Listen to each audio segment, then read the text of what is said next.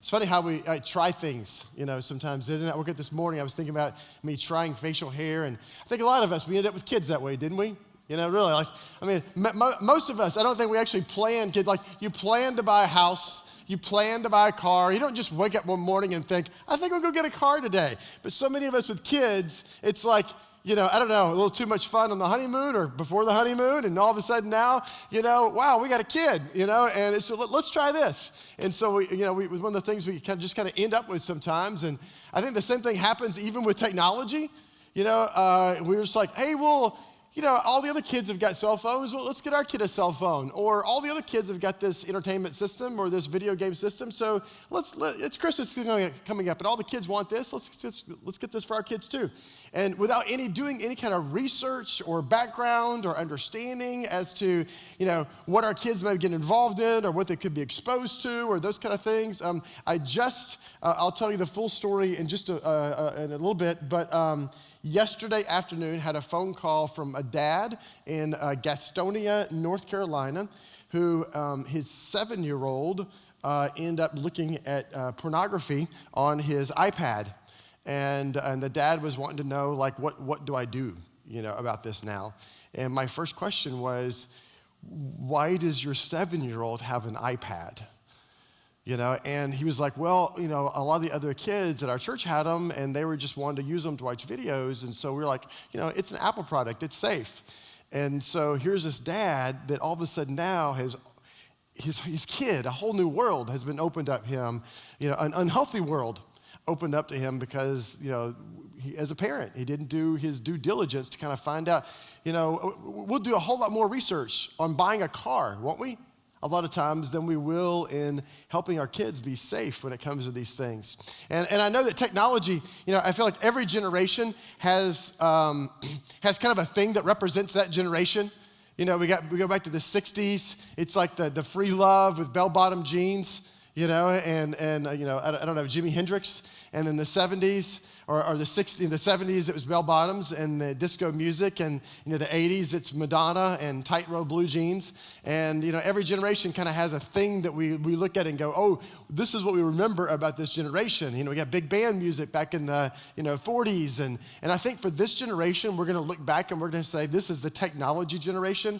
Like your kid has never known life without technology. Like, they've been wired. It's almost like the doctor cut the umbilical cord and attached a Wi-Fi cable to your child because they've always been wired. And unfortunately, it's one of those things where when it comes to music or clothes, we can all relate to that. But when it comes to technology, it's one of those things that we as parents are constantly playing catch up because it's not native to us. It's something that we're always having to figure out, well, what do I do about this next thing? Like, honestly, my least favorite day of the year is the day that my cell phone breaks.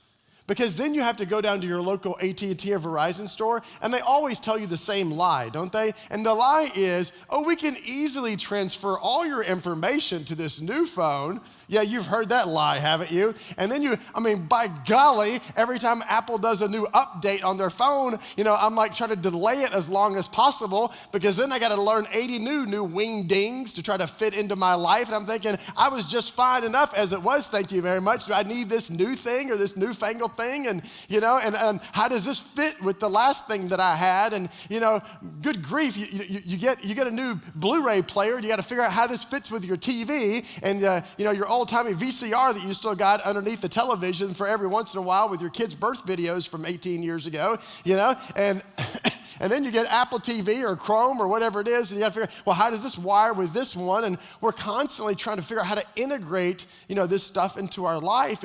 But for our kids, technology is just native to them. It's just like intuitive. Like, you could take literally your 5-year-old to Best Buy. They walk in, they can see a video game playing. They just walk up and start playing it as if they know what they're doing. And they've never even seen the game before. It's why, I don't know how many of you guys have kids that are in double digits, but I stopped playing video games with my son by the time he was 10 because he kicked my butt every time we played, right? Can I say butt in your Baptist church? I hope so. So I say a whole lot worse in private. So anyway, he just started just killing me every time we played video games. And it was like, this is just not any fun anymore because he just knew what to do with it. Like, any of you guys ever bought video game systems for your kids? Anyone here? Yeah, so tell me, does this sound familiar? On Christmas morning, they open it up, they take it out of the box, and then they read the user manual. Yes? No, not at all, never. That's never gonna happen because they just know what to do with it, even if they've never played one before. But what are we doing? We're sitting on the corner still trying to figure out how to put the batteries in the controller where our kids have already finished the game an hour and a half ago because they just intuitively know what to do with this stuff. Any of you guys, any parents, any moms here? And I will ask your teenagers this tomorrow night, so just be honest. You've ever gone to your child or your teenager with your cell phone and said, could you fix this for me, please? Anybody here? Just raise your hand. This is confession time. Yeah, two mothers? Oh, believe me, tomorrow night, all the hands of your children will be raised. Yeah, so here it is. We're supposed to be like the gatekeepers of our home, yes, the protector of our children's minds and hearts, but yet they understand this stuff better than we do. One of the questions I'll ask your teenagers tomorrow night, and we'll see how many of them say yes, is I'll ask them, how many of you know your mother's passwords for her, for her social media? And every kid in the room is going to raise their hand. So it's crazy how they get this stuff and we don't even know that they have this stuff or that they understand this better than we do. And so in part, we just got to admit that as a parent. It's not a good thing or a bad thing. It is what it is. That these kids, they're much more technologically driven and comprehensive in their life than we are. I mean, honestly, I'm at the place in my life where if I have to go a week without screens, I really am okay. I mean, I'm just so ready to unplug everything. And I'm not anti-technology. It's just that sometimes it just gets so amped up and so loud, so complicated in our lives. It's just fun to wake up some days out in the woods in a cabin and just go, I'm so glad we don't have Wi-Fi right now. And it's hard for our kids because they don't know that life. I know we see these memes all the time on Facebook that'll have a picture of some kids playing in a mud hole and saying, this is what my life was like growing up. If yours was too, give me a thumbs up. And our kids are like, what's a mud hole? Because unless they can play it on a video game, a lot of times they don't understand it. And so, I am not, just to give you a little bit of frame of reference and some ground rules today, I am not against technology.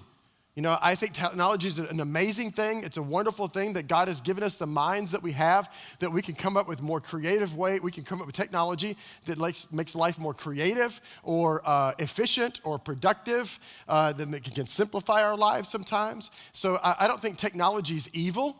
Technology is innate, right? It's not good or evil. But I think it's how we use it many times that can become unhealthy or even as Christ followers, ungodly, and some things that we do with it. And so we're going to be talking about that in both of our sessions. We're going to be speaking primarily in our first session about cell phones and cyberbullying and things like this that involve kids of all ages. And our second session, we're going to break up, and some of you guys are going to go with JJ, some of you younger parents, and we're going to be talking about, in here, our second session, primarily about sexual boundaries. And how that affects our kids when it comes to technology. The average child's first exposure to digital pornography is now between 9 and 11. Just yesterday I had a dad of a 7-year-old talking to me about this. And so the idea that, well, I can just wait till my kids are 15, which is the typical parent's first conversation about sex, well, it's game over by 15. And I don't mean that to be blunt or crass. It's just, our kids are being exposed to this stuff at a younger and younger age, sexual issues because of technology. So we're going to be covering that in our second session. The second, boundary or frame of reference for us this morning is that I'm not here to tell you what to do with your kids. I am not a parenting expert. There is no such thing as a parenting expert. Yes? We are all just flying by the seat of our pants trying to keep up with our kids. Matter of fact, I think in part what we have to do, and let me just get a frame of reference. How many parents have single-digit kids out there? Elementary age kids? Oh, good. So about half of you guys. How many middle school parents? Wow, there's a whole lot. And high school parents? They're like, this is my last hope. Okay, very good. I'm glad you guys are here too. And so we got a whole lot of elementary, middle school parents. And this really is what I think that we're trying to do when our kids are in late elementary, middle school, is we're trying to just know enough to freak our kids out. You know what I'm saying? Like, honestly, you don't have to know everything. I spend hours every day just reading research reports and all kind of data about what's happening with teens and preteens out there in America, so I can share this information with you guys. And you guys don't have the time availability to do that. And honestly, you don't have to. You don't have to know everything about teenage world, everything about technology. All you need to know is enough to freak your kid out. So that you're sitting in the van tomorrow, you're the mom, maybe Monday, you're carpooling your kids to school, and all of a sudden you mention some new app that you just heard about, that you learned about this weekend, or you mention some song, or some new TV show, and your kid's like looking and kind of like wondering, how does mom know about this one? So you just know enough to keep your kid on their toes, right? So, and I get the privilege of doing a lot of interviews in the media, Fox News, ABC, NBC News, and I remember I was on the morning show on Fox News in Memphis one time. I've done about 20 interviews with them.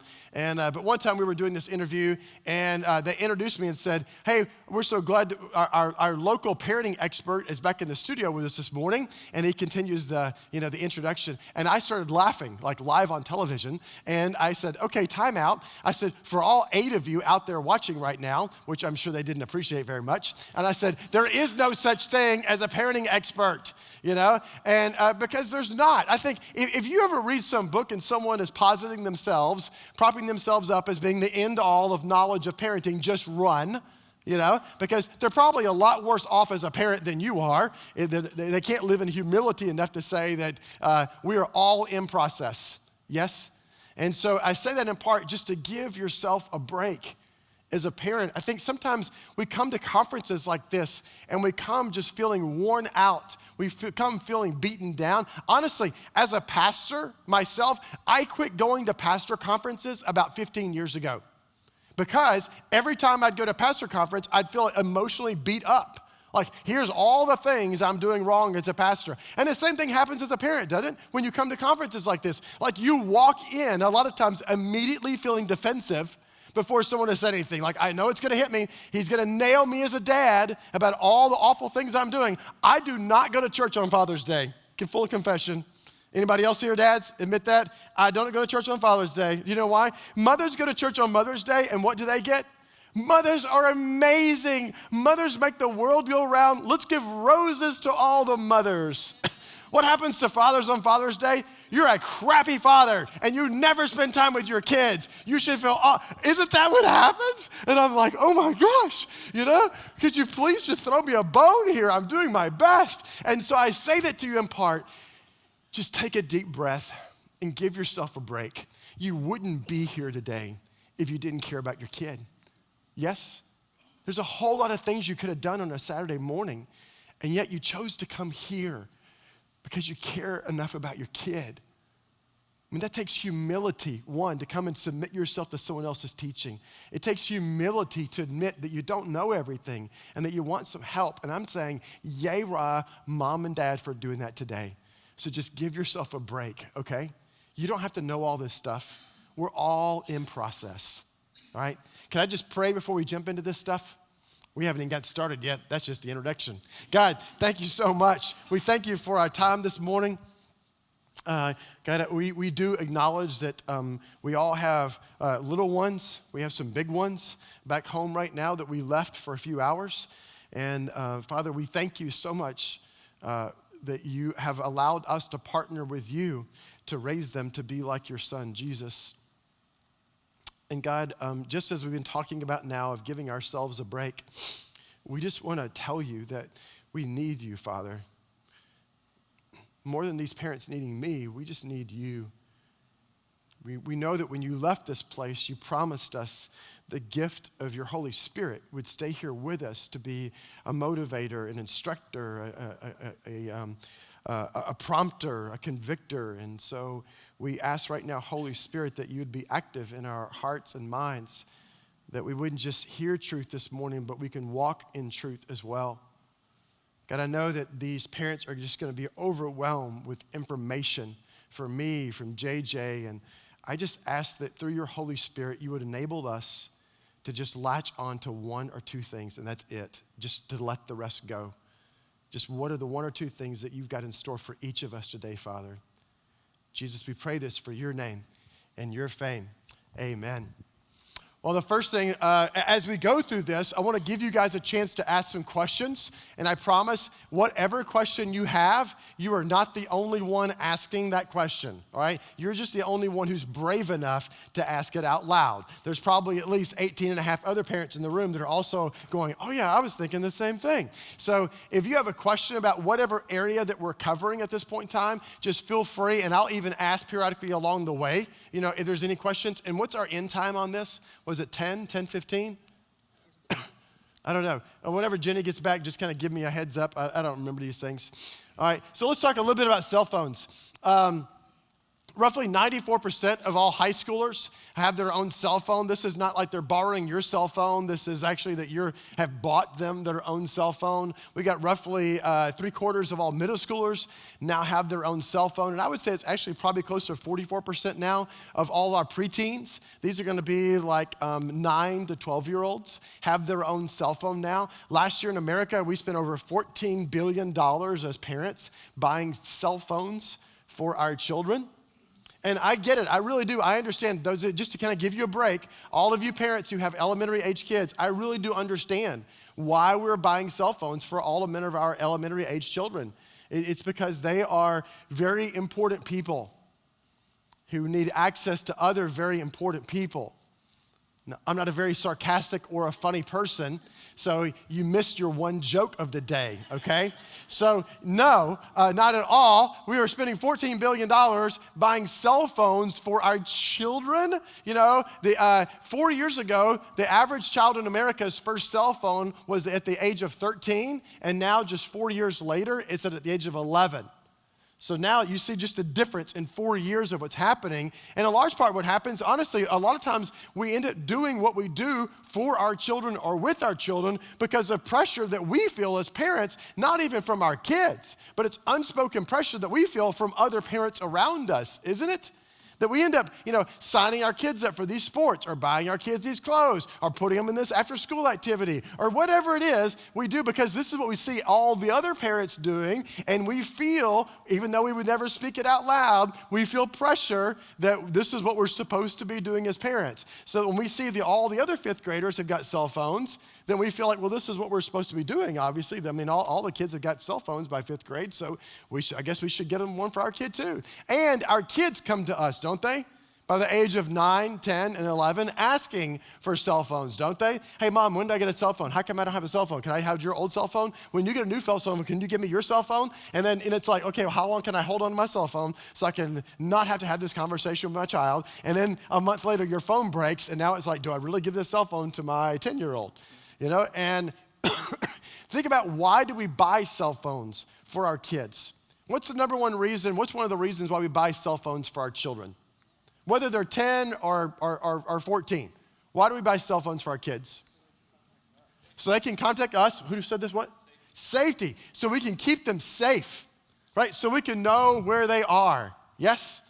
We can keep our kids safe. Think about the logic of this. Do you guys remember, I was a kid back in the 70s, a teenager in the 80s. I'm older than I look. And I remember when I was a kid, like about, 10, 11 years old, in the summer months, I would wake up in the mornings, eat me some Cocoa Pebbles, and then I would ride my bike 3 miles this way or 3 miles that way, going to the park or the library. And as long as I was home before the street light came on, Mom's good to go. Do you guys remember that? And it was almost like going to my job, like I would leave the house. Where are you going, son? I don't know, out into the world. I'll be back before dinner time. And she never called. She never, said, when you get to the library, give me a call and let me know where you are. She never said, when you get to your friend's house, have her mother call me or take me a picture and send it to verify where you are or anything like that. I didn't send up a smoke signal, into the air. Just, I'm gone for 6 hours. You remember this life, don't you? And now we can't even let our children ride their bicycle around the block without following them or making sure they're tethered technologically to us in some way. Yes? Now, I'm not saying that we shouldn't be prudent and keep our kids safe, but I think some ways we've watched way too much CSI TV, so we live in a constant state of fear, don't we? I'm thinking, wow, if I could just dial down the fear factor in our own lives as parents, could you imagine the stress that would come off of us? And so we end up spending, because of this fear, we spend billions of dollars on cell phones so we can keep our children safe. So really what we're doing is we're giving our children a device that gives them access to anyone, anywhere, any time of the day. Does that really sound safe?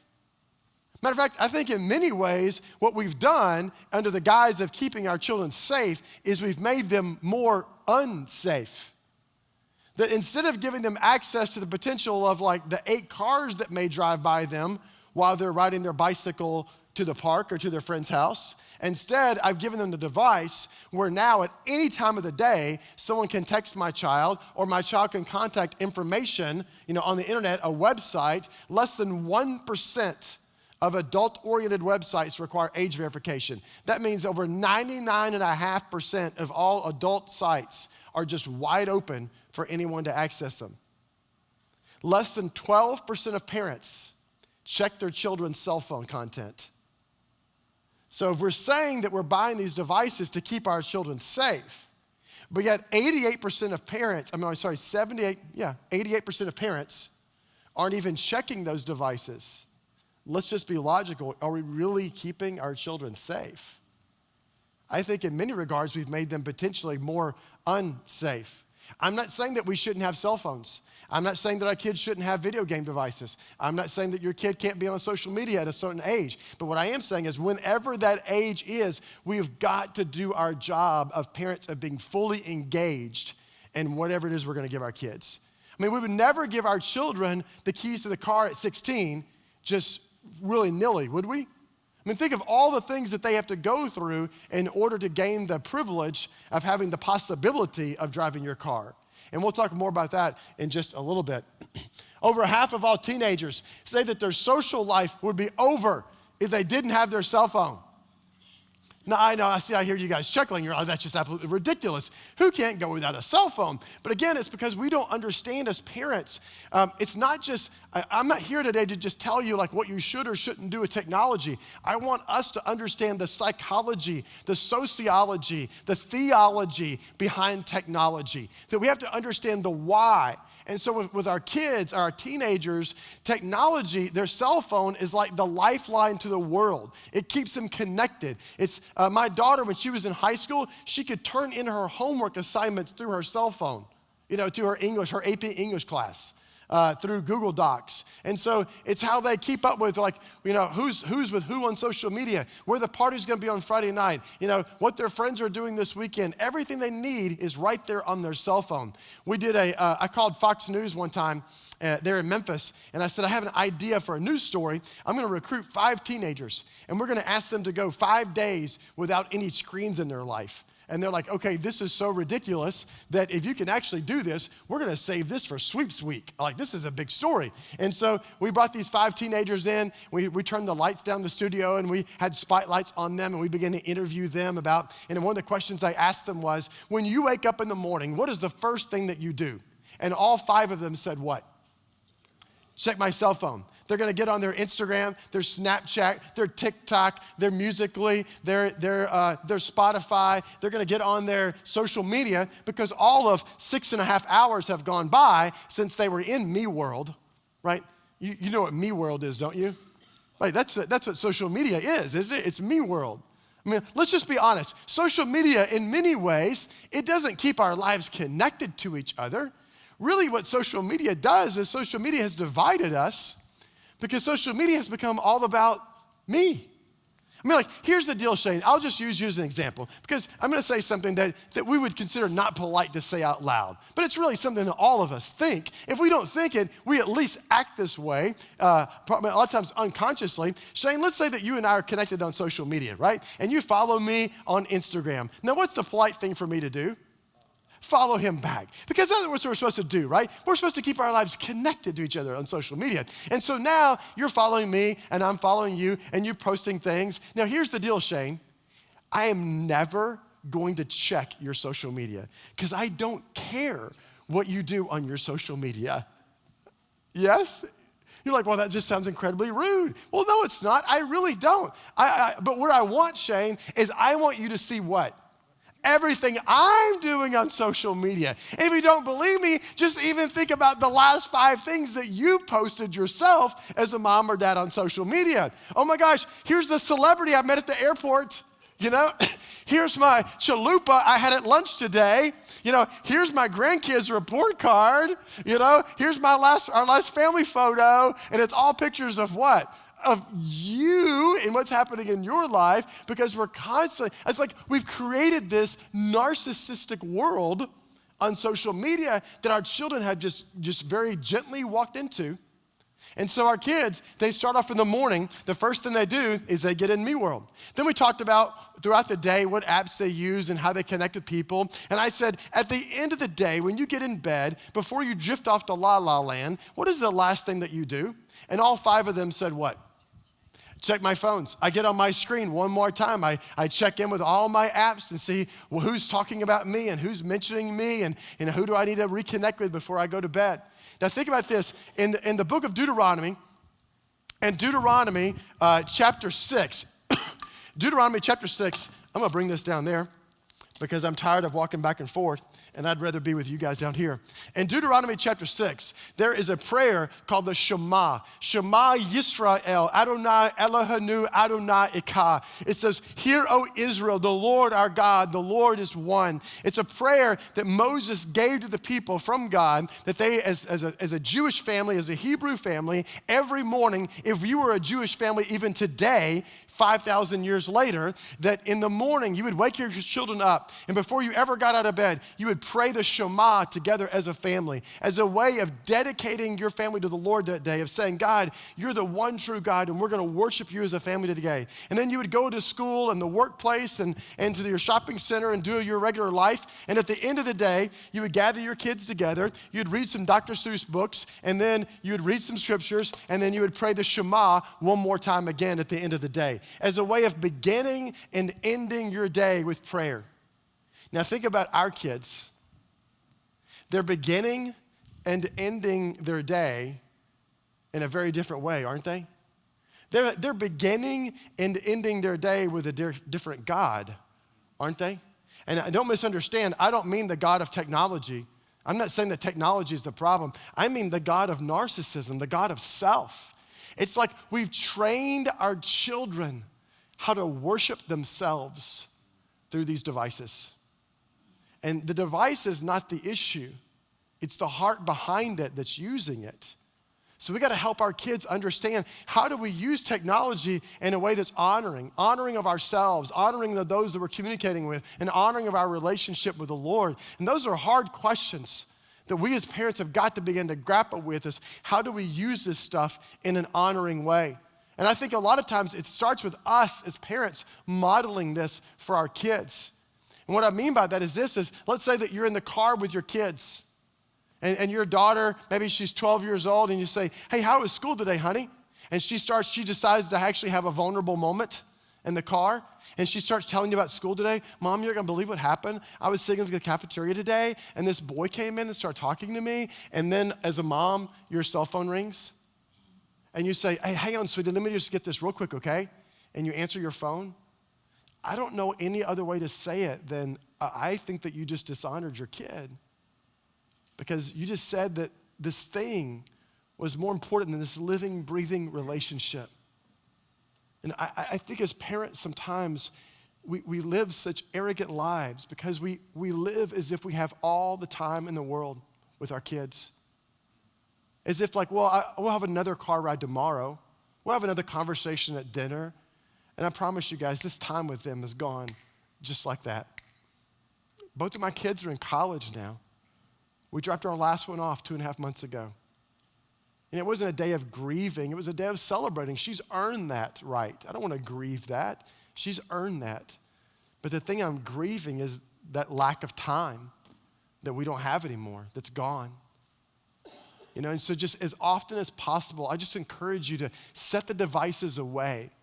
When you guys gather together at dinner time, let your dinner times, your family meal times be technology free so that there's no distractions I mean, the same thing goes for us and our family, for myself. I don't bring any devices to the dinner table, the breakfast table. The average American family meal lasts 14 minutes.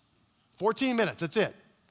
So for 14 minutes, we can go without screens for the possibility of maybe having a conversation as a family. I'm not saying it's gonna happen, but can we agree that it at least increases the likelihood that we might have a conversation if we don't have the screens in front of us? And honestly, we've been doing this for years with our kids since before they even had phones, and we just kind of make it as a joke. Like, we're not hardcore about this. I mean, we really don't bring them to the table, but we're not, legalistic about it. But like, we'll be out to dinner as a family, and we'll be sitting there in the booth at Panera or something, and then all of a sudden one of us, our butt will vibrate. Like, what's happening, right? And you can always tell when someone butt vibrates, right? Because you're just sitting here enjoying yourself, and all of a sudden someone sits straight up like a greyhound dog. They just go, And so all of a sudden one of us would kind of do that, and the other one would go, don't do it. Don't do it. And just kind of make a joke about it instead of saying, don't get that phone out. You listen to me right now. Like, we're not going to be, uptight about it, but just very politely remind ourselves that we're here just to interact with one another. So we talked with these kids about what they did with their life without screens for 5 days, and we gave their parents a hand cam and asked them to record their life without cell phones, without screens. Give us a 1 minute, update each day. And so this one girl, she gets on her mother's recording her at the end of day 1, and she goes, "My life is over. I have no idea what's going on out there." Right? Because she feels completely disconnected from the world because she's without her cell phone. This one boy, he got on there. His dad was telling us later in the studio that by day 3, his son was walking around the house like this. He was literally depressed, going through withdrawals without his screens. And the dad went to his son and said, "I know you don't have your cell phone, but if you want to use our home phone to call your girlfriend, I won't tell." And the son goes, "Dad, I don't know her phone number." Because we don't anymore, do we? Like, literally, like, "Oh, you want to meet with me later? Just put your number. Let me take your picture. So when your face pops up, I'll know it's you," because we don't know it. Like, these things have made life so impersonal in many ways, haven't they? The average teenager sends over 3,000 text messages every single month. Now, if you're in the age demographic that I am in, which is between 40 and 50, and that is as specific as we're going to get. So if you're in that age demographic that I am in, we send on average 300 to 400 text messages every month. So what this means is that if you've got a child, a young teen in your home, and they're sending 3,000 a month, and you're sending 300 a month, they're using this stuff 100 times more proficiently than you are every month. Yes? Do you see this? And again, I'm not saying it's right or wrong. It's in part just because how they communicate very differently than we do. In part, if I want to have a conversation with you, you're going to call me, Shane, right? Because I would rather hear your voice than a text message. And honestly, if you send me a text message, it's probably going to be longer for me to return it than if we're having a phone call. Because I want to hear your voice, and more than likely, I want to see you face to face so I can read your body language. But that's not how our kids communicate, is it? No, not at all. They communicate through text messages. And I'm not saying it's right or wrong. It's just how their generation communicates. And so they send 3,000 of these a month, and because they even text differently than we do. Because if you and I, Clayton, let's say that we're having a text conversation and you send me a text message and you say, "Brian, I really enjoyed hanging out with you this past Saturday, period. I would love to meet with you again, maybe this Thursday, ? That sounds like a great idea, Clayton, ! How about I'll see you at Frothy Monkey at 11:30, period. You say, "Great, I'll see you there." And maybe you even throw in a happy face at the end, right? Because you got to every once in a while drop an emoji to look kind of hip, you know what I'm saying? But that's a whole conversation, isn't it? With like nouns and pronouns and punctuation marks and periods and question marks.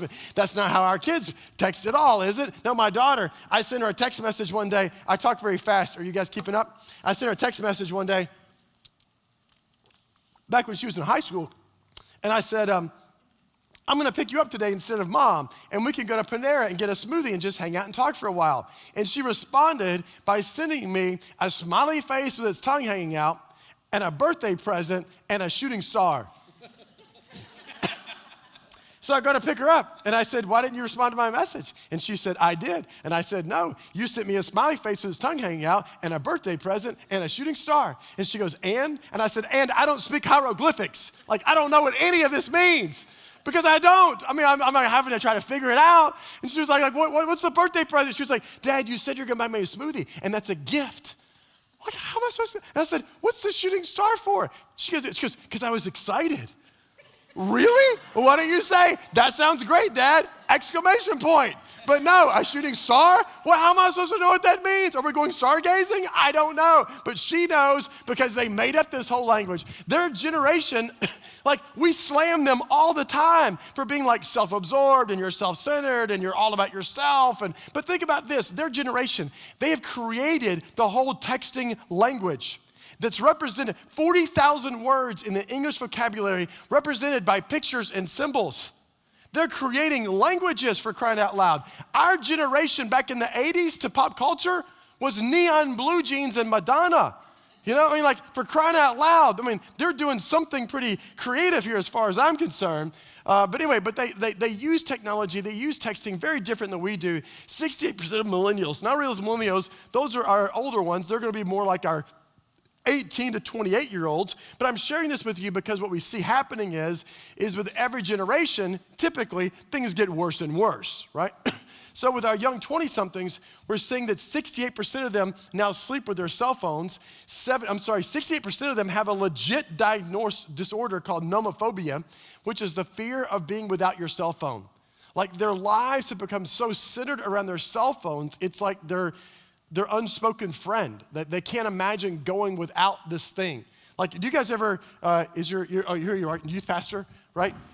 So at our youth group, it always throws the 7th graders off every year when they go on their first youth trip, and the youth pastor announces that we'll have a giant bag, and when you get on the bus, you can put your phone in this bag, and the kids are always like, is he joking? Like, is he kidding us? You know, like, does he really want us to go 5 days without our cell phones? And then what he does is he announces to all the parents that from 5:30 to 6 o'clock, I'll give your kids' phones back to you so they can call home to you. And the remarkable thing is, at the end of the week, how many kids get back and they go, my kids never called me? They're like, well, I gave your kid their phone for their, well, guess what they did for that 30 minutes? They spent 30 minutes on social media reconnecting with all their friends out there. Forget mom and dad who paid for the whole trip for them to be there, you know? And so, but it's hard for them to go without these things.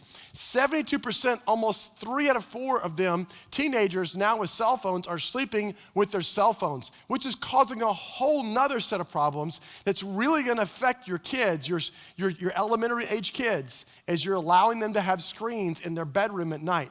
Is that 44% of them are now losing on average 1 hour of sleep a night because of late night texting. The American Pediatric Society used to recommend 8 hours a day of sleep for good mental, emotional, and physical health. Now, 3 years ago, they revised the numbers, and they're now saying it's 9 hours of sleep a night. But what we know from different studies is that kids and teens with screens in their bedroom at night, they're getting on average 6 3/4 hours of sleep. So roughly almost a third less than what's recommended by doctors, professionals, yes? So let me help you understand what's happening. How many elementary age parents, raise your hand again so I can see where you are? Okay, good. So let me help you understand what's happening in your kid's mind when they have a screen in their bedroom at night, okay? And now, so when you're in a dark room, let's say that bedtime is, I don't know, when's bedtime for your 10-year-olds, 11-year-olds? 8 o'clock, 9 o'clock, 8:30, so around there, between 8 and 9 o'clock. So let's say 9 o'clock, and so bedtime is at 9 o'clock. Your kid gets in bed, and they're in a dark room. They're staring at their iPhone, their Android phone, their PSP, their Nintendo DS, their DS3, you know, their iPad, their Kindle, whatever it is. They've got some screen in front of them on a white light. Now, what's happening is when they're in a dark room and you're staring at a white light, your brain is doing 2 things. One, it's creating a chemical called serotonin. And serotonin does many different things, but one of the things that serotonin does is it helps our bodies regulate the difference between day and night. And so, for instance, when you wake up in the morning And all of a sudden you open your eyes and the sunlight hits your body. As soon as your eyes see that white light, the sunlight outside, your body begins to just amp up serotonin because your body's saying, hey, it's daytime. It's time to get up. It's time to get going. So now let's go back to your 10-year-old. He or she's in their bedroom in a dark room staring at a white light. Their brain's creating a chemical, and the chemical is telling them it's daytime. Don't fall asleep. You want to be awake for this. Everybody else is awake. It's daytime. So now their brain won't let them fall asleep. Their bodies fall asleep. The second thing that happens, and we know this from a study that came out of Dartmouth just about a year and a half ago, they did a brain scans of several 10 o'clock. I thought you were saying 10 minutes till we end. I was like, what? We did brain scans of several different hundred, everyone from children to grown-ups, of their brain scans of what happens when we get a text message. So now let's go back to your child. They're in a dark room, and now they're texting with their friends. They're not just texting with one. Chances are they're group texting, which exponentially increases the likelihood that they're getting a response about every 18 seconds. Yes? And so now your kid is getting one text message after another from these group texts. So their brain is creating this chemical called serotonin. The serotonin is telling them to stay awake. The second thing that's happening that we learned from the study from Dartmouth is that whenever we get a text message, it doesn't matter if it's a child or a grown-up, whenever we get a text message, like even in the last 30 minutes, while someone in this room, while I've been talking, your butt started vibrating. And what happened is, in that very moment, your brain released just a couple of drops of dopamine. Dopamine is another chemical. Dopamine is a chemical that's associated with pleasure. It's the same chemical that's released in our brains throughout our bodies whenever you are speeding down the highway, you're gambling at the casino, you're scratching off the lotto tickets, you're having sex, you're smoking marijuana, you're smoking tobacco, drinking alcohol, all like pleasure-oriented things. Does that make sense? You know, it's just why, like when you're speeding down the interstate and you get to 88, and your next thought is not, I should really slow down. Your next thought is, I wonder if it'll do 90. Because the dopamine is throwing off your sense of like right and wrong, your sense of even logic. So now let's go back to your 10-year-old. Your 10-year-old sitting in their bedroom. Their body's creating one chemical that's telling them to stay awake, don't fall asleep. The other chemical is telling them, you are awesome. You are so amazing. Everyone wants to talk to you. Isn't this great? So now it's not 9 o'clock, it's 10 o'clock, 11 o'clock, 12 o'clock, it's 1:30, and they finally fall asleep when they're literally exhausted. Then the alarm clock goes off at what, 6:45, 7 o'clock to get ready for school? Your kid walks into the breakfast room, and now they're grumpy, they're irritable, they're lazy, they're unfocused, they can't stay awake, they're being disrespectful. And so what do we conclude? Oh, my 10-year-old's got ADHD. Now, don't misunderstand me. I believe that ADHD is real. Just spend some time with me. You'll discover very quickly the reality. I'm sure you figured that out already. Yes? So I'm not saying it's not real, but I also know that we are the most overly medicated nation in the world when it comes to our children. And I think sometimes, just maybe sometimes, we misunderstand the symptoms. That maybe it's not a learning disability. Maybe the grumpy, the irritable, the unfocused, the lazy, the disrespect is coming not from a learning disability, but because we as parents have sabotaged our children's sleep cycle by allowing them to have these devices in their bedroom at night. So I'm not saying this to make you feel guilty, but what a lot of these things we can't control. I cannot control what I do with what my children do with devices once they're outside of our home. I live with that reality that I can't control what they do in that cell phone when they're sitting at the ball game with their friends. When my daughter's in her dorm room right now, I have no control over that. But in my home, in your home, yes, it's much easier to control and our responsibility to control. So this is what we did with our kids when they were in single digits. So you can start this now, is we had a time of day and a location boundary when it came to screens. The time of day boundary was when our kids were in elementary school, 1 hour before bedtime, all screens go away. When our kids got older, into middle and high school, we changed it to 30 minutes before bedtime. We gave them a little more time. 30 minutes before bedtime, all screens go away. And it's not because I think the screens are evil or bad. It's because what I want to do is if I could remove the screens, then I could lower the dopamine and serotonin that keeps their bodies all amped up. Do you see this? How many of you guys have got a son who's got a video game system at your home? Raise your hands. That's like an oxymoron saying the word son and video game system because those they're connected, yes, in their DNA. So let's say that, has this ever happened to you? You go to your 12-year-old son, and you say, hey, son, it's 15 minutes before bed. I need you to shut down the games and go brush your teeth and get ready for bed. And he responds by saying, okay, Mom, let me just get killed one more time. That sounds crazy, doesn't it? Or let me just finish, quote, one more level. You've heard that one, haven't you? Which means what? Another hour, thank you very much. So then you come back 15 minutes later, and what is he still doing? He's still playing the video game. Now, think about this logically. Do you think he's playing the video game still after you said to get off of them? Because he has no regard for your authority. And because he's thumbing your nose at you being his mother. And he would love nothing more than to get you agitated and to have a fight right before bedtime. No, that's not what he's doing at all. Why is he still playing the video game? Yes, because he's doing the most popular thing that young men in America do, which is play video games, and it happens to be the most addictive activity in their life because you talk about serotonin, you talk about dopamine, it is just a constant, it's like throwing dopamine, water balloons, at your kid's brain the whole time they're playing these video games. And so, again, I'm not against video games. But one of the things I had to teach my son is that there is a time and a place for everything. Isn't that the point of the book of Ecclesiastes? That there's a time and a place for everything. And so, yes, we're going to play video games in our family, but we're also going to have a time restriction on it.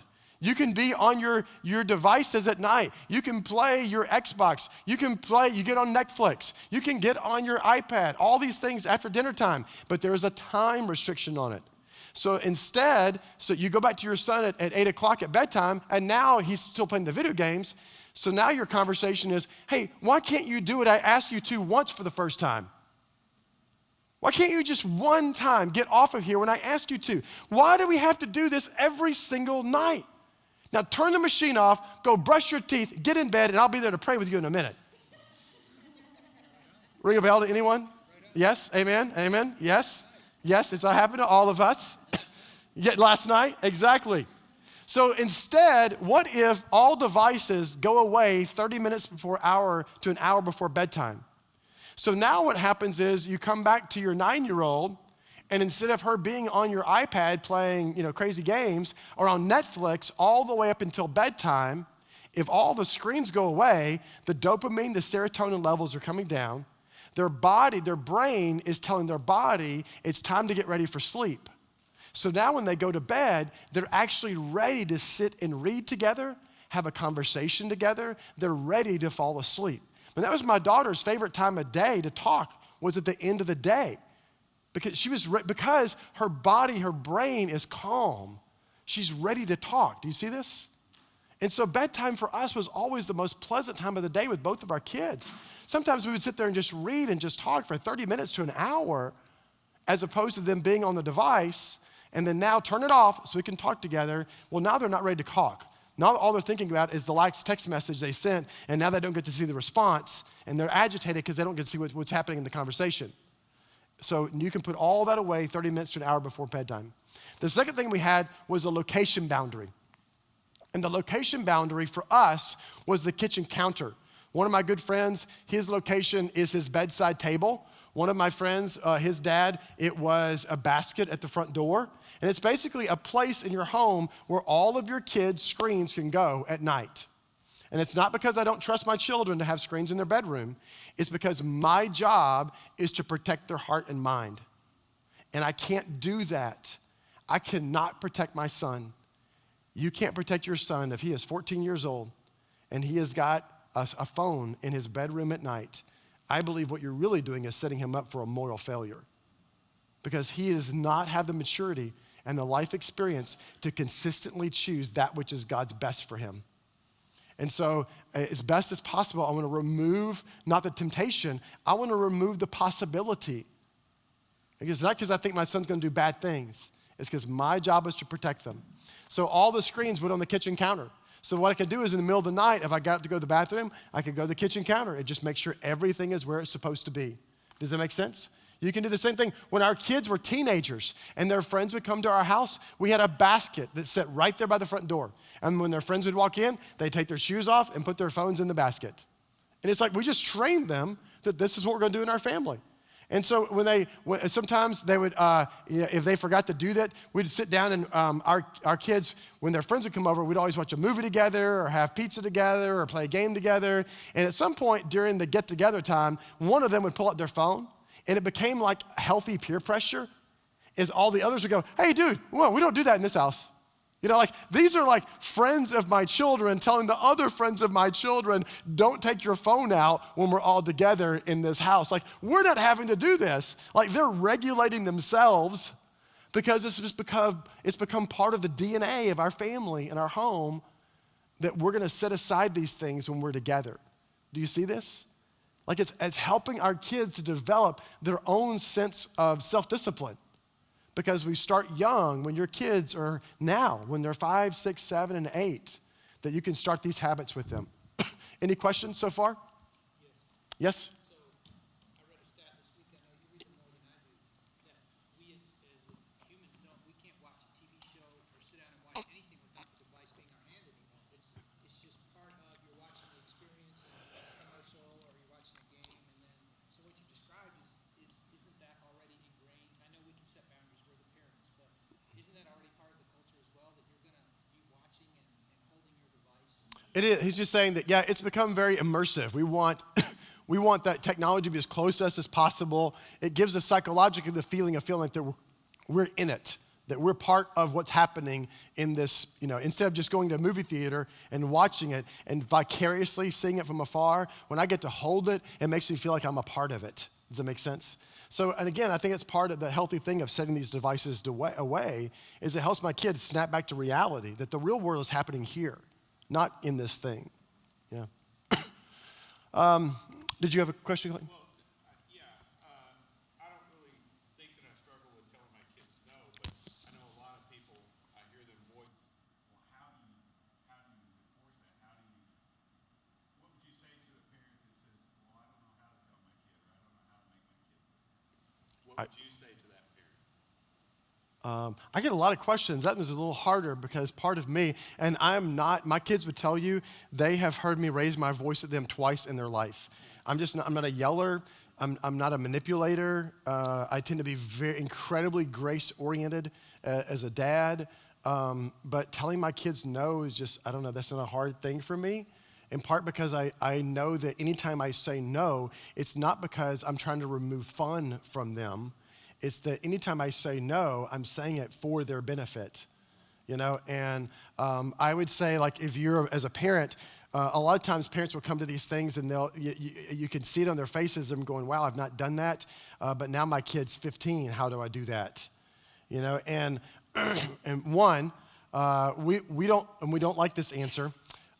We as parents, we have to understand that we're not just the authority figure over our children, but we're also their advocate for our child. That we're in a relationship with our children. And if Michael, if I hurt your feelings, just as a grown man, as a friend, what's required of me to make that relationship right? Apologize. Now, this is the part we don't like as parents. If I have not done something right by my child, I feel like I have a responsibility to go to them and say, hey, listen, I've been learning some things lately, and I need to apologize to you. I feel like I've set you up, and I've made it more difficult for you at bedtime to actually fall asleep. And so we're going to have to go back, and I'm trying to relearn some things. And so what I'm going to ask is from now on, let's just say 30 minutes before bedtime, let's put the screens away. Could we just try that? And so I think a lot of it's just in the way that you couch your authority, as opposed to coming to your kid and saying, so hey, listen, I learned some really bad things that you've been doing. So apparently you're looking at porn at night in your bedroom, and I had no idea. So you're not having that anymore, okay? Can we agree those are very different posture, yes? As opposed to saying, I'm taking responsibility, I haven't done right by you, and I really want us to get on board together, as a family.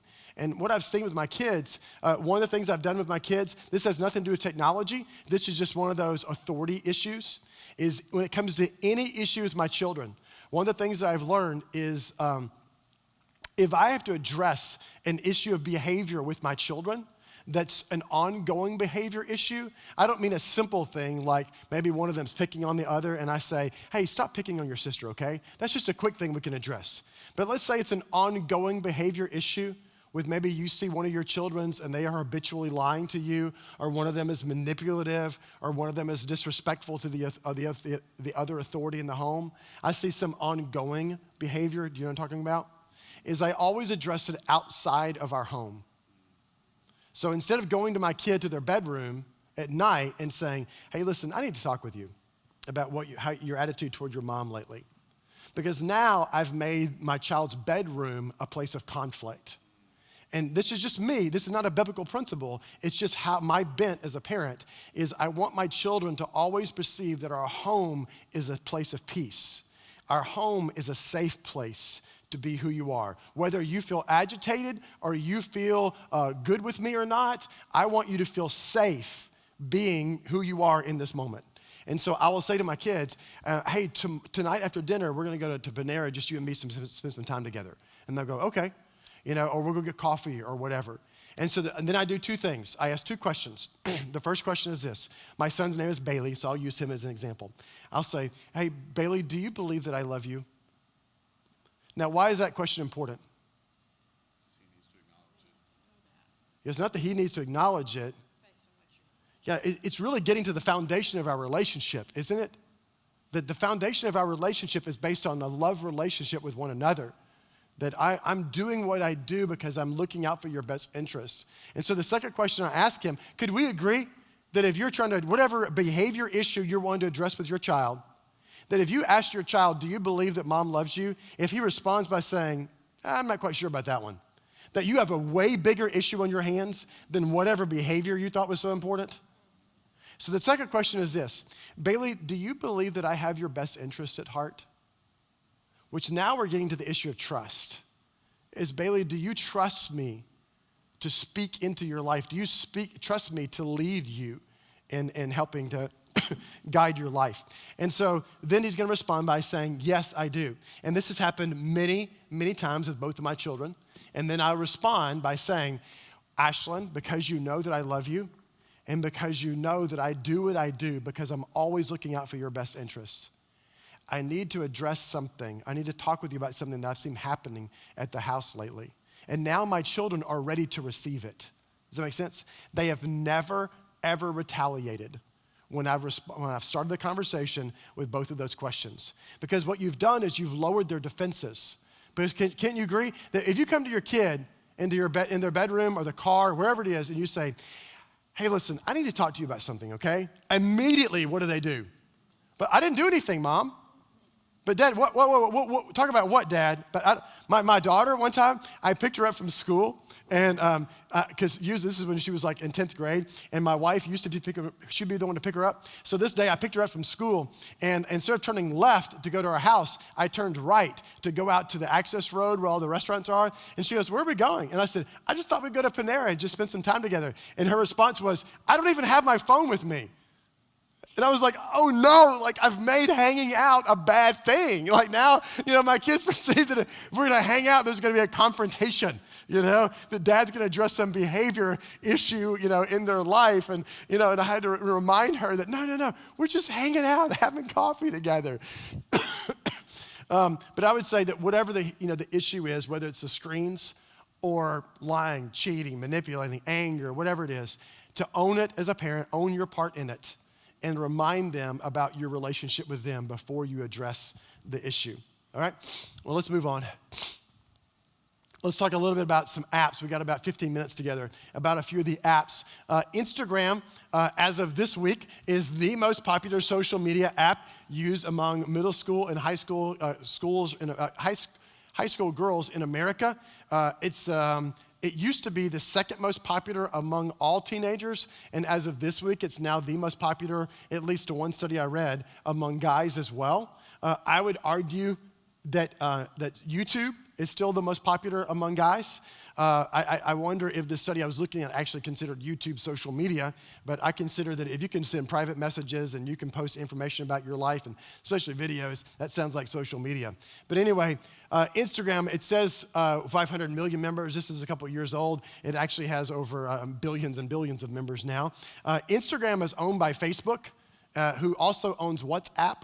I'm not sure if you're familiar with WhatsApp or not. WhatsApp is actually the second most popular social media in the world, but it's used largely around in other countries. If you have any missionaries here in your church, they probably use WhatsApp when they're overseas. But it depends on from community to community. Some communities I go to, it's very popular among middle schoolers. So I would just encourage just to kind of know what social media apps that your child is using. But Instagram is actually usually the first one that kids get on. So whenever your child, your daughter's 9, 10, 11, decides that I want to be on social media, and maybe they download something without even knowing it, chances are it's probably going to be Instagram. But I want you to think about how social media works. So Instagram, for instance, when it was first created, it was created so that you could create an online pictorial of your life. Yes? You can post photos of your life. And relatively speaking, I would say that's pretty safe. Again, relatively speaking, because no social media is created to keep children safe. But relatively speaking, posting photos of your life so people can go and just thumbs up them, that sounds pretty safe. But then what happened is Instagram made the capability so that you could post videos of your life. And then they introduced texting capabilities. These are all about 1 year at a time as they rolled out new features. Then they made it so you could you could have texting conversations with the people that you follow back and forth. Then they made it so you could have private conversations with those people, and you could erase the content of the conversations. Then they made it so you could send private photos and videos, just like you do on Snapchat. And then at the end of the session, at the end of the conversation, the evidence of those private photos and videos are deleted. Do you understand this? Now, what was once a relatively safe format of just posting static information, photos, now has become incredibly interactive and private. Do you see this? So now, if I happen to be one of the 15 or 12% of parents who check my children's phone, and I look at their Instagram, I don't even know if what I'm looking at is reality. How do I even know if the conversations they were having yesterday, did they have conversations yesterday? And what do I know has been deleted? And not just that, but do I even know about their Finsta? You know what a Finsta is? Finsta is a fake Instagram. 1 out of 3 of all teenagers who are on Instagram now say they have a Finsta, a second Instagram account. Now, just for full disclosure, the majority of teenagers I know that have a fake Instagram account, it's not for nefarious reasons. The majority of them are creating their second account because that's their more private account with just their closest friends. Because even teenagers are realizing that they've connected to so many people on social media that they've lost control of their own life. And so now, if they post a photo or a video of what's happening at the band competition at school, they have all these people that are following them, that are commenting, and they're like, I don't even know who this person is. Because they said yes to their friend request back when they were 12, and first got on Instagram, but they don't know this person. And so now they've created a second account where they're only connected to, 10 or 12 of their closest friends. I'm not saying I agree with it, because I think that social media should be lived life out in the open, but I understand their rationale of saying, I'm trying to regain control of my private life. You see this? Question? Is that data really deleted? No, his question is that data really deleted? So I think I've got it here. Snapchat. When Snapchat was first created, anybody not familiar with Snapchat? Okay, so Snapchat, is, I think many of your kids in here probably have Snapchat. Similar to Instagram in that you can post photos and videos. You can do stories, and so your kids have their streak. So every day, as long as they update it each day, it keeps their streak going. Yeah, my daughter, it was her senior year was the first time in her life that we ever had to remove some social media for a season, and the biggest hardest part for her was her streak dying, because she was like, Dad, my streak has been alive for like 783 days. And I was like, okay, I don't know sure if we should celebrate that or not. That means every day for more than 2 years you've been on this crazy thing. But anyway, the guys that created Snapchat, when they created it, they said, we don't store any of your personal information. Anything that you send to someone else, none of it is stored on our servers. And then 2 years ago, their servers got hacked. And guess what happened? Over 100 million users, their inappropriate photos were leaked onto the internet because they were storing all that private information. They have to. There's no way that this information is going to their servers. They want that information. It's the whole reason they need the information. If they don't have the information, they have no reason to exist as a social media platform. That's how they make money.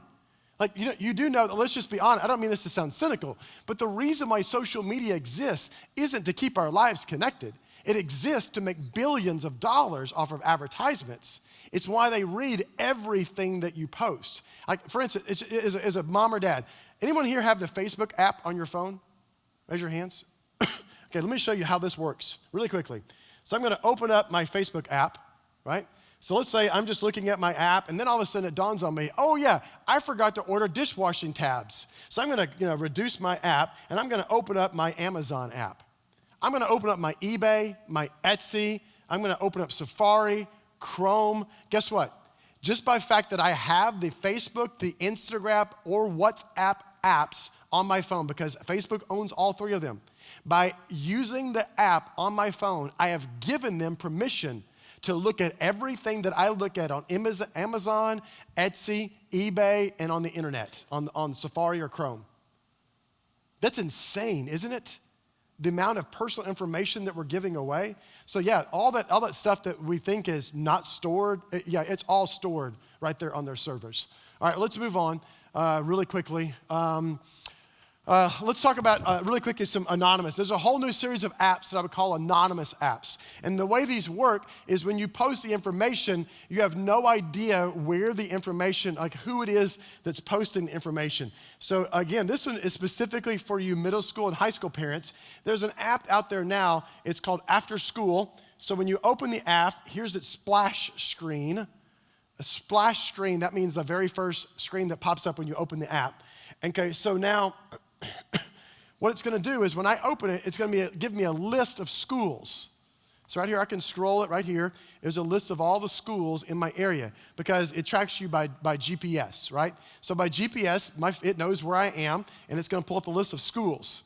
And let's see, there's Brentwood Academy, Brentwood High School, Franklin High School, Franklin Classical, Christ Presbyterian. Are all these schools? Okay? So let's just use, since we're in your area, we're going to use Franklin. So right there's Franklin High School. And then just really loudly, what is that number right there? 820. 820. And underneath it, what are those two words? Students online. So 820 students online on the app from Franklin High School. So let me explain how this app works. Let's say that I select Franklin High School. Then after that, and I'm going to select Franklin High School. Now it's going to ask me my graduating class. So let's say that I say I'm in the graduating class of 2022, which means I'm a ninth grader, yes? So if I click on that, the next thing it's going to do is it's going to pull up my school icon, my school logo, and then it's going to ask me, it's going to look up my Instagram or my Facebook account. And it's going to look under my birth date to make sure that my birth date corresponds with someone that should be a ninth grader in high school. Then it's going to look under education and see, does it say on my Facebook account, my Instagram account, that I go to Franklin High School? And if either of those things is not true, it won't let me in that group, because that group is specifically and only for students who are ninth graders at Franklin High School. Does that make sense? Now, once I get on there, let me close this because now it's wanting to access all of my information. So once I'm on there, what I know is that anyone I'm interacting with is also a ninth grader at Franklin High School. Do you see this? And the primary way that the app is being used is you'll see a picture of, say, 3 ninth grade girls, because remember, I'm only seeing people in the 9th grade. I'll see a picture of 3 ninth grade girls that they've taken maybe off their Instagram account or someone's Facebook account or snapped in the hallway, and it's maybe 3 face shots, and underneath it, it'll say, which one would you? And so now, let's say I'm a 9th grade girl. I'm a 14, 15-year-old. I feel uncomfortable in my own skin as it is. I don't like my complexion. I don't like my body type. I don't like my facial features. I don't like my acne. 100%, can we agree with that? 100% of all girls struggle with their body image. So now I'm a 9th grade girl. I see my picture right there, and 87 boys at my school, not just at my school, but in my grade, are saying, and I don't mean to be crass, oh yeah, given the right opportunity, I would. So now, again, psychologically, socially, emotionally, this 9th grade girl has got to go to school tomorrow. And now she walks in the hallway. Can you imagine what this does to her? Knowing there's 87 boys in her grade who are saying, given the right opportunity. Or worse, let's say her picture's on the app and the answer is 0. As a dad, I'm going, yay, rah. But as a 9th grade girl, remember, as a 9th grade girl, what is she thinking? I'm not good enough. I'm obviously not pretty enough. I'm not popular enough. So again, she's got to go to school the next day. Either way, can we agree it's bad? Or it's kids swapping test scores, talking about the administration, and it is rife with cyberbullying. It is one bullying comment after another about kids in that grade.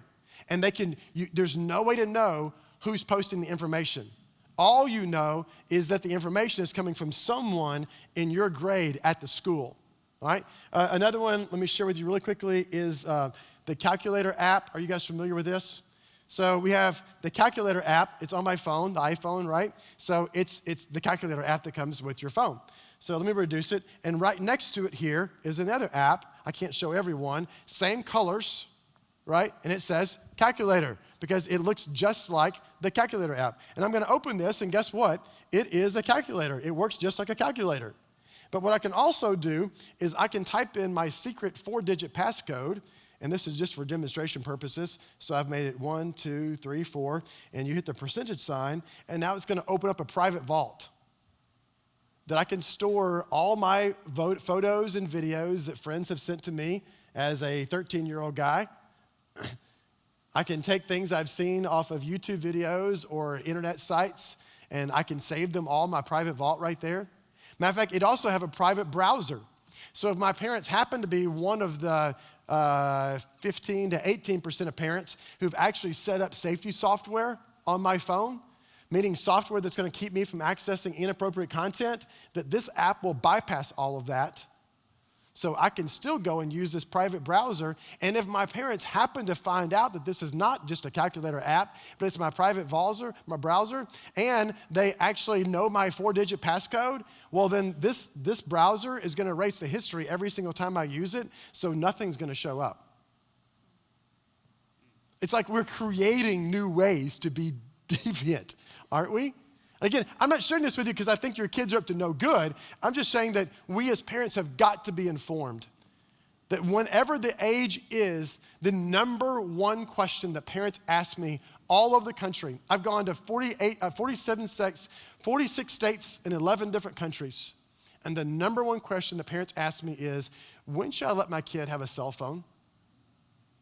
And I don't mean this to deflect back to you as a mom and dad, but there is not a magic age of when your child gets a cell phone. And I really believe, particularly, I do a lot of PTA events at public schools, and so I can't say this at a PTA event, but I can say this in your church, is that I believe that all of life is spiritual. Meaning that God's not just concerned about how I treat one another as people, that God's not just concerned about my marriage and my finances, but if all of life is spiritual, that also means I have to have a theology of technology. Meaning I've got to begin to think biblically about technology when it comes to my life and my family.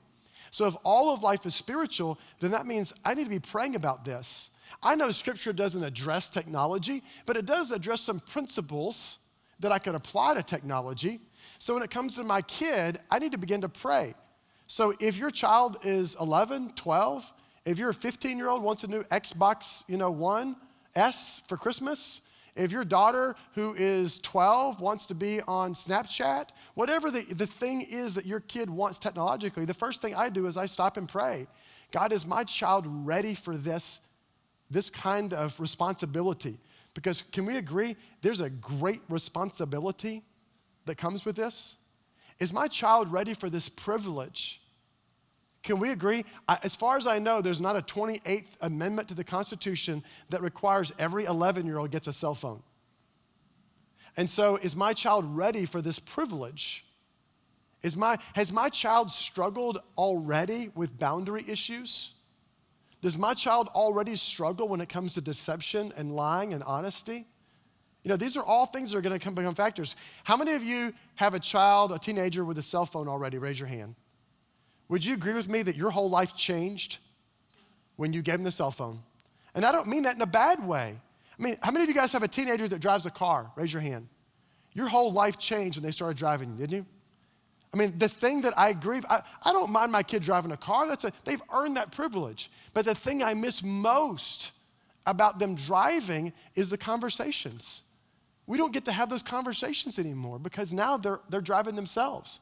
And then the same thing, when you give the kid the phone, for better or worse, your time with them is going to decrease because now they've got a new friend in their life and they're going to use it to connect with everybody else besides you.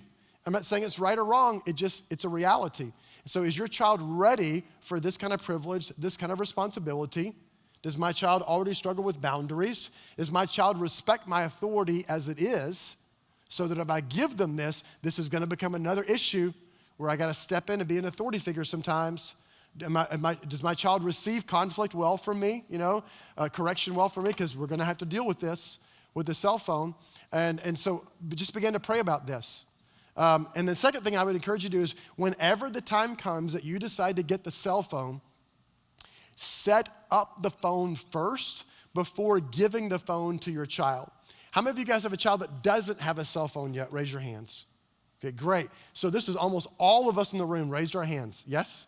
So this is what I want you to do. I want you to go down to whenever the day comes that you're going to give that phone to your kid for Christmas or their birthday, I want you to go down to your local Verizon store or AT&T store. You're going to go in and you're going to say, I am ready to buy a new cell phone for my kid. And they're going to go, yay, because they get a commission.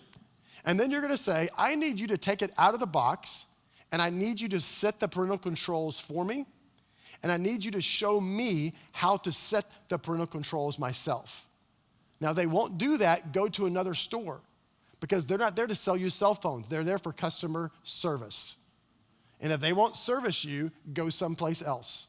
So then what's going to happen is you're going to set the parental controls. If you need help with that, there's a whole chapter in my book, Tech Savvy Parenting, that walks through with you visually, like in picture form, how to set the controls on your kids' phones.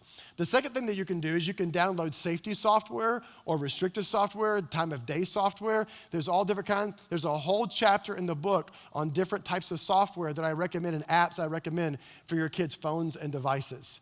So then you're gonna set all that up. I promise it will take less than an hour. You can set all of it up, put the phone back in the box, wrap it up, and put it under the tree. So now when they take it out of the box, boom, it's ready to go. And now you don't have to have that awkward conversation of going to your 13-year-old on Christmas morning and saying, hey, I need the phone back for a few minutes, okay? And your 13-year-old goes, why do you need my phone, Mom? Like they've had it for 30 seconds and it's already whose phone? My phone. Well, I just need to set up some software to make sure that things are gonna be safe. Well, what do you mean? I don't do something wrong. I don't do wrong things. I'm not a bad person, Mom. What are you saying? Why don't you trust me, Mom? And now you got to fight, on their birthday, as opposed to just doing some due diligence ahead of time and setting everything up, and now it's ready to go. Does that make sense? Okay, we've exceeded our time, so we have to pause right here. We didn't get to get into a whole lot about some social media boundaries, and so I'll actually cover some of that right off the bat in our next session, okay?